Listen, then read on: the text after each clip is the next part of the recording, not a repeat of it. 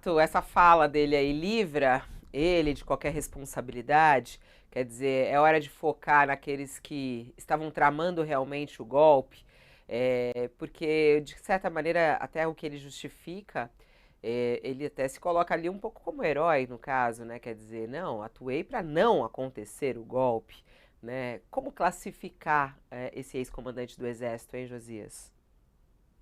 Esse, infelizmente, é um enredo sem heróis, Fabiola. Nesse inquérito sobre a tentativa de golpe, a Polícia Federal identificou nas Forças Armadas dois tipos de oficiais. Há os golpistas escancarados e os legalistas envergonhados. O primeiro grupo ajudou desavergonhadamente o Bolsonaro a infectar a democracia. O segundo grupo se opôs ao golpe, mas não denunciou ao país o pus no fim do túnel. Então, restou a impressão, como disse ali, que não tem gente inocente nesse enredo. Tem golpista e cúmplice por omissão. O general Freire Gomes, que foi chamado de cagão pelo seu colega de armas, o Braga Neto, ele era chefe do Exército e ele está alegando em privado, como nos revela o Tales, que preferiu agir contra o golpe em silêncio para não jogar lenha nessa ruptura que o Bolsonaro tentou acender. Se esse argumento de que o general quis evitar uma ruptura, uma crise institucional, se esse argumento for repetido no depoimento que a Polícia Federal cogita realizar, a alegação do Freire Gomes vai valer até certo ponto, que é um ponto de interrogação. E interrogação pede investigação.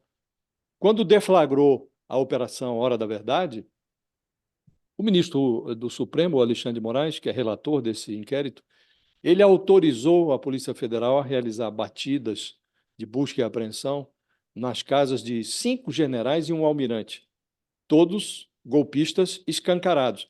3 deles comandaram escrivanias de ministérios, 3 chefiaram tropas. O general Freire Gomes não recebeu a visita dos rapazes da Polícia Federal, sinal de que ele é tratado é, diferentemente desses outros que escancararam a sua opção pelo golpe.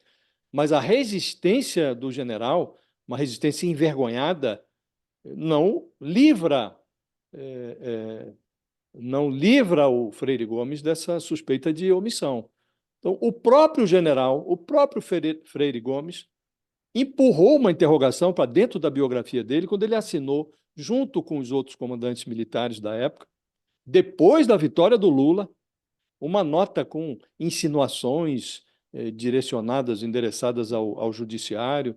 Esse texto foi lido em voz alta em vários acampamentos desses que estavam na beira dos quartéis pedindo intervenção militar. E o texto ajudou a engrossar o caldo que entornou no 8 de janeiro, naquele quebra-quebra da intentona bolsonarista. A lei prevê, Fabiola, que tentativa de golpe é crime. Atentado contra o Estado Democrático de Direito também é tipificado como uma delinquência grave. E a Constituição não confere aos militares, mesmo aos que se consideram mais virtuosos, a Constituição não confere o direito ao exercício de uma autolegalidade. Ninguém tem o direito de definir o que é, segundo o seu entendimento, a sua obrigação legal. E no caso do Freire Gomes, essa resistência calada pode ser uma atenuante, mas não se confunde com atestado de inocência. Não se confunde com atestado de inocência.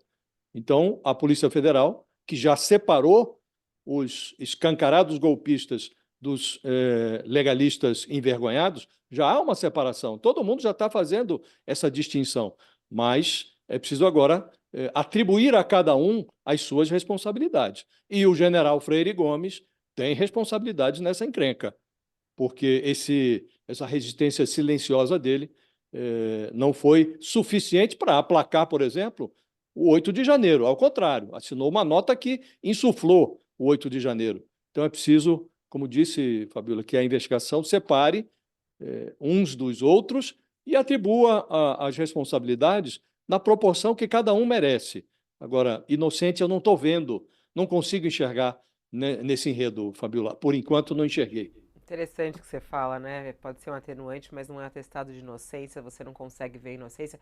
Tem muita gente que comenta aqui, né? O Luiz Gustavo, por exemplo, falou assim: ele tem que ser punido, porque é preciso ter expulsão. Inclusive, ele está pedindo aqui, ele quer expulsão, corta a pensão.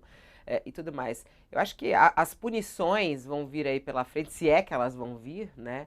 E talvez venham em escalas diferentes. Por exemplo, esse comandante pode ter uma outra escala, não é mesmo, Josias?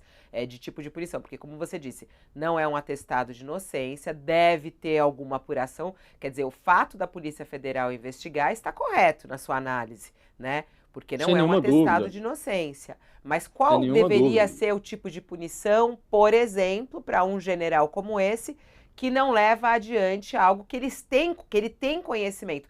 E mais do que isso, né? Porque a gente está falando aí dessa reunião que aconteceu lá em julho. A gente não pode esquecer dos quartéis ali com aqueles acampamentos na frente, que teve o apoio dos Exatamente, militares, né? exatamente. O general Freire Gomes não agiu para deter esses acampamentos, para desfazer os acampamentos. Ao contrário, assinou uma nota que foi entendida como um estímulo para a manutenção do acampamento. E esse acampamento, no caso de Brasília, isto era um ninho de insurgência,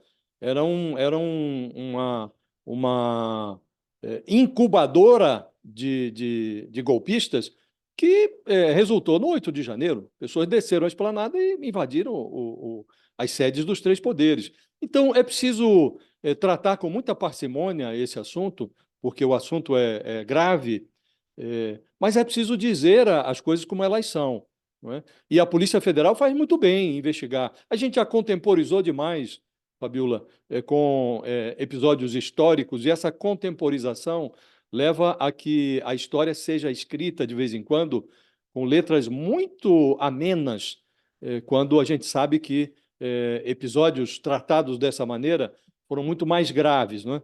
Então, até ontem, ou até anteontem, se imaginava que militar não era honestíssimo, não cometia crime, tinha uma formação exemplar, poderia muito bem ser aproveitado pelo presidente da República em postos civis. Por que desprezaremos a formação que foi paga, financiada com dinheiro do contribuinte, inclusive no exterior? Por que desperdiçar mão de obra tão bem formada em postos civis? E vimos o que aconteceu. Aconteceu desastre sanitário, com o general Pazuello imprimindo uma gestão anticientífica ao Ministério da Saúde em plena pandemia. Aconteceu conspiração golpista, aconteceu general subindo em palanque e sendo perdoado, rasgou-se o Estatuto dos Militares para perdoar general que fez campanha desavergonhadamente ao lado do Bolsonaro. Então, houve uma subversão generalizada das regras, das normas da Constituição, e nada disso pode ser apagado da história. Ao contrário, é preciso que a investigação pinte os fatos com as cores que os fatos realmente tiveram, para que a gente obtenha desse episódio, pelo menos, já que não obtivemos, não conseguimos deter o Bolsonaro antes de evitar que ele fizesse o que fez, né?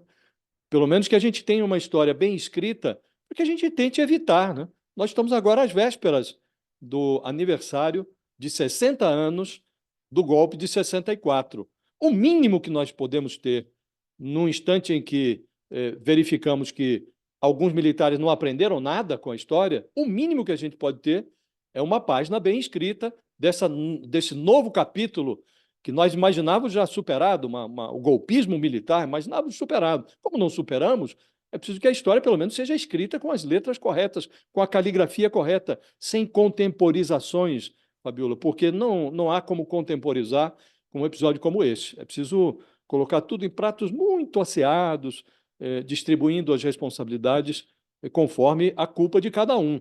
Agora, não dá. Realmente, resistência silenciosa diante do que se verificou no Brasil, pode ser, como disse, atenuante, mas atestado de inocência, eu não vejo assim, não.